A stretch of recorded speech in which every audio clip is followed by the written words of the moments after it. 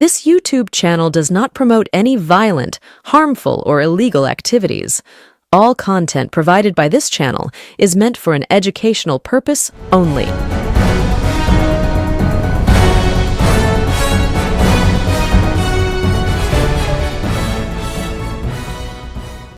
নমস্কার, আমি প্রতিবেদক সায়ন্তন চক্রবর্তী। আপনারা দেখছেন বঙ্গচক্র ইউটিউব চ্যানেল। 14ই মার্চ 2026, 14ই মার্চ এই বাংলায় আসতে চলেছেন প্রধানমন্ত্রী নরেন্দ্র মোদী। কিন্তু আমরা যদি এই 2026 থেকে 7 বছর পিছনে চলে যাই, বাংলায় কি হয়েছিল 14ই মার্চে? এই 14ই মার্চে বাংলায় তৃণমূল কংগ্রেস ছেড়ে প্রথমবারের জন্য বিজেপিতে যোগদান করেছিলেন কে? অর্জুন সিং। সেই অর্জুন সিং বিজেপির প্রতীকে, ভাটপাড়ার অর্জুন সিং বিজেপির প্রতীকে যোগদান করার পরে 2019 সালের লোকসভা ভোটে বিজেপির প্রতীকে প্রতিদ্বন্দ্বিতায় নামেন এবং জয়লাভ করে। বিজেপি প্রথমবারের জন্য ব্যারাকপুর লোকসভা কেন্দ্রে জয়লাভ করে। সেই 14ই মার্চ পশ্চিমবঙ্গে আসতে চলেছেন প্রধানমন্ত্রী নরেন্দ্র মোদী। সে পশ্চিমবঙ্গে প্রধানমন্ত্রী নরেন্দ্র মোদী আসবেন, তার বিশেষ কাজ রয়েছে। কি কাজ সেই বিষয়ে আসছি, কিন্তু তার আগে বর্তমানে বাংলায় বিজেপি ঢাক ঢোল পিটিয়ে পরিবর্তন যাত্রা করছে।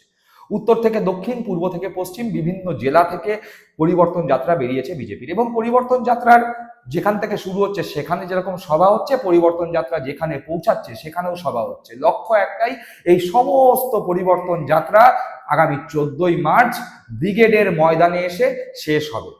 সেই ব্রিগেডের ময়দানেই আসছেন কে? প্রধানমন্ত্রী নরেন্দ্র মোদী। তো ভালো কথা, প্রধানমন্ত্রী নরেন্দ্র মোদী আসছে ব্রিগেড ময়দানে আগামী 14ই মার্চ। কিন্তু প্রধানমন্ত্রী নরেন্দ্র মোদী আসার আগেই, বাংলায় 2026 বিধানসভা নির্বাচন অনুষ্ঠিত হওয়ার আগেই বিজেপি 12 জন সাংসদ এবং বাঁচা কুচা 64 জন বিধায়ককে রীতিমতো কড়া হুঁশিয়ারি, কড়া নির্দেশ দিয়েছে। কি সেই নির্দেশ, কেন সেই নির্দেশ, সেটা আজকের মূল বিষয়। ইতিমধ্যে আপনারা যেটা বললাম আপনাদেরকে, যে পরিবর্তন যাত্রা বিভিন্ন জায়গা থেকে শুরু হচ্ছে। সে সমস্ত জায়গায় বঙ্গ বিজেপির পক্ষ থেকে কোথাও কোথাও পরিবর্তন যাত্রা শুরু যখন হচ্ছে, সেই সূচনাস্থলে বিরোধী দলনেতা শুভেন্দু অধিকারী যেমন রয়েছেন, ছিলেন শ্রমিক ভট্টাচার্য, কোথাও কোথাও দিলীপ ঘোষ, সুকান্ত মজুমদার সহ বঙ্গ বিজেপির বিভিন্ন তাবড় তাবড় নেতৃত্বরা।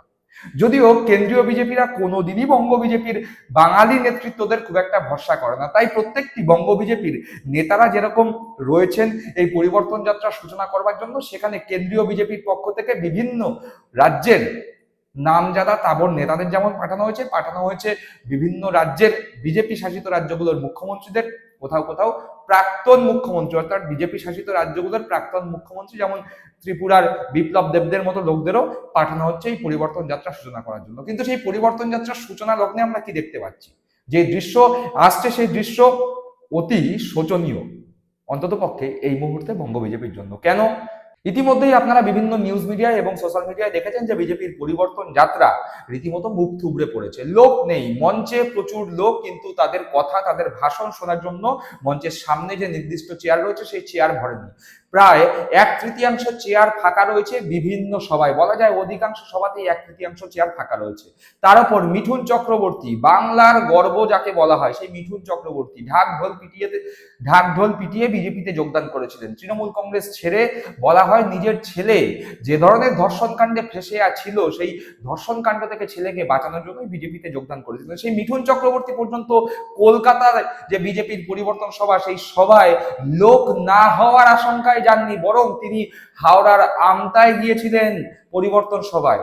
যদিও মিঠুন যখন পরিবর্তন সভায় পৌঁছায় দীর্ঘ 5 ঘন্টা লেট, ফলে এলাকার মহিলারা যারা পরিবর্তন সভায় মিঠুনকে দেখার জন্য ভিড় করেছিলেন, তারা রীতিমতো বলতে শুরু করেছেন যে দিদি ভালো। আর মিঠুন যখন বলতে উঠলেন তখন সভা ফাঁকা। মাছি মারছে ওই মিটিংকে কেন্দ্র করে বিভিন্ন ভাজা বিক্রি করতে আসা ফেরিওয়ালারা। এরকম দৃশ্য বাংলার উত্তর থেকে দক্ষিণ, পূর্ব থেকে পশ্চিম সমস্ত জায়গায় ফুটে উঠেছে। আর 14ই মার্চ ঠিক এই আবহেই পরিবর্তন যাত্রা যেদিন শেষ হচ্ছে, ব্রিগেডে 14ই মার্চ সভা করতে আসছেন নরেন্দ্র মোদী। আর এই পরিবর্তন যাত্রা যখন ফাঁকা, মুখ থুবড়ে পড়েছে, তখনই আশঙ্কার মেঘ দেখতে পাচ্ছে বিজেপির কেন্দ্রীয় নেতৃত্ব। তারা বুঝতে পারছে বা বোঝার চেষ্টা করছে যে যদি এই হাল পরিবর্তন যাত্রা শুরুর দিন থেকেই হয়, তাহলে আগামী 14ই মার্চ প্রধানমন্ত্রীর সভায় আদৌ লোক হবে তো? ঠিক এই জায়গা থেকেই বিজেপির কেন্দ্রীয় নেতৃত্ব বাংলায় বিজেপির এই মুহূর্তে যে 64 জন বিধায়ক রয়েছেন, সেই 64 জন বিধায়ক এবং 12 জন সাংসদকে কড়া নির্দেশ, হুঁশিয়ারি দিয়েছেন যে তোমাদের দায়িত্ব নিতে হবে। নরেন্দ্র মোদীর যে সভা 14ই মার্চ ব্রিগেডে হতে চলেছে, সেই সভাকে ভর্তি করার দায়িত্ব তোমাদের নিজেদের কাজে তুলে নিতে হবে।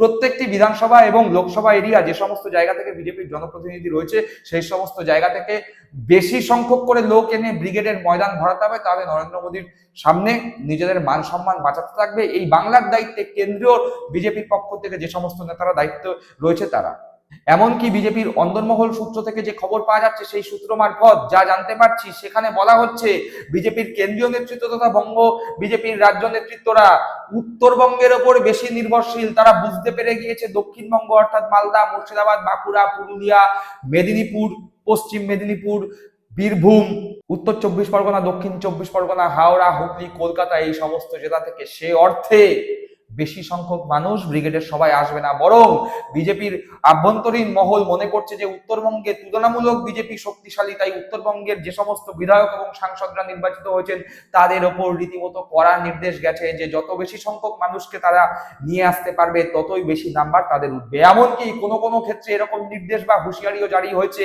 যে আগামী 2026 বিধানসভা নির্বাচনের আগে নরেন্দ্র মোদীর সভায় যে সমস্ত বিধায়ক বা যে সমস্ত লোকসভার যে সাংসদ বা জনপ্রতিনিধিরা রয়েছেন তারা যদি সঠিক সংখ্যায় লোক এনে ব্রিগেডের ময়দান না ভরাতে পারে, সেক্ষেত্রে আগামী দিনে নির্বাচনে তারা টিকিট পাবে কিনা সেই নিয়েও বিজেপির কেন্দ্রীয় নেতৃত্ব, রাজ্য নেতৃত্ব চিন্তা ভাবনা করবে।